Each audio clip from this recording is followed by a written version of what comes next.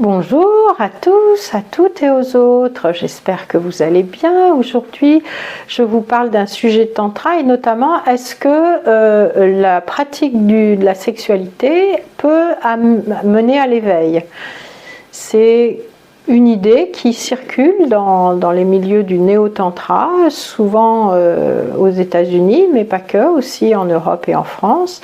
Cette idée que le sexe tantrique, c'est-à-dire pratiqué en conscience, en énergie, avec la lenteur, dans un sens du sacré, ritualisé, serait un moyen d'accès à l'éveil.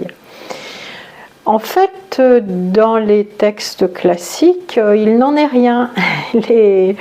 Abhinavagupta, un maître du shivaïsme cachemérien, disait « S'il suffisait de copuler pour atteindre l'éveil, mon âne serait mon maître. » Donc non, il faut une autre pratique, d'autres pratiques, et une fois que vous avez atteint l'éveil, ou en tout cas que vous êtes déjà dans un état de réalisation avancée, oui, la sexualité peut apporter ce surcroît d'énergie qui va vous permettre d'accéder à un état d'extase, de bliss intense, de jouissance intense, mais il faut déjà que les deux personnes aient atteint l'éveil, c'est-à-dire dissolution ou réduction à son minima de l'ego, sentiment d'être vraiment sans limite, d'être dissous dans le cosmos, d'être soi-même l'univers tout entier, enfin tous ces symptômes, si je puis dire,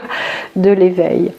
Et ce fantasme autour de le sexe comme moyen d'éveil, d'ailleurs il y a toujours beaucoup de fantasmes autour du tantra, ce fantasme il nous vient de ce fameux rituel des 5 M qui étaient les 5 interdits brahmaniques, ce qu'on appelle les Panchamakara.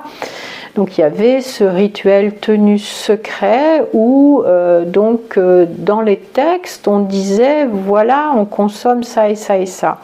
Mais en fait il faut savoir que tous les textes tantriques ont été écrits en langue crépusculaire, donc les mots ont souvent des sens très différents de ce qu'on pourrait croire, et c'est pour ça qu'il faut un maître, il faut quelqu'un qui est dans cette tradition pour pouvoir les expliquer. Et on a eu une personne qui a suivi ces rites tantriques au Bengale, assez contemporaine, en tout cas 20e siècle, qui en a donné une description tout à fait différente et intéressante, notamment donc de ces 5 M. Le poisson Matsya en fait correspondrait à la montée de la Kundalini, parce que le poisson symbolise les poissons symbolisent les deux poissons, le Gange et la Yamuna, qui sont Ida et Pingala. La viande, Mamsa, correspondrait au silence, au contrôle de la parole. Madhya, le vin ou les boissons enivrantes, correspondrait à un type de pranayama assez secret et spécifique. Madra, les céréales cuites ou séchées, serait en fait la transe, ce samadhi, cette sorte d'enstase spontanée où il y a une union de l'âme individuelle, le jiva, avec le soi suprême, le paramatma. Et dans cette transe, on aurait des mudras ou des gestes spontanés, d'où la correspondance Madra-Mudra. Et enfin, le fameux Maituna, qui est l'acte sexuel, en fait, correspondrait à la montée, à la circulation de la Kundalini, c'est-à-dire la Kundalini montante de la terre vers la couronne et la Kundalini descendante de la couronne vers la terre. Alors certes, le sexe tantrique est très intéressant, il peut amener beaucoup de satisfaction, il a un grand intérêt dans sa pratique, que ce soit le slow sex ou autre, mais on ne peut pas, disons, dans le tantra, dans le tantrisme, on ne peut pas utiliser le sexe comme moyen d'éveil spirituel. Il faut d'autres pratiques,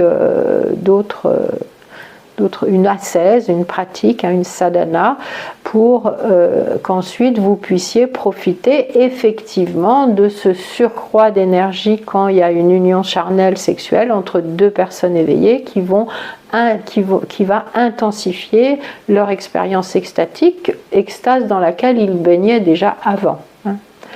Voilà, donc si cette vidéo vous a intéressé, n'hésitez pas à commenter, liker, partager, enregistrer et aller jeter un petit coup d'œil dans la bio pour voir ce que je propose en matière de tantra et de stage de tantra. À bientôt!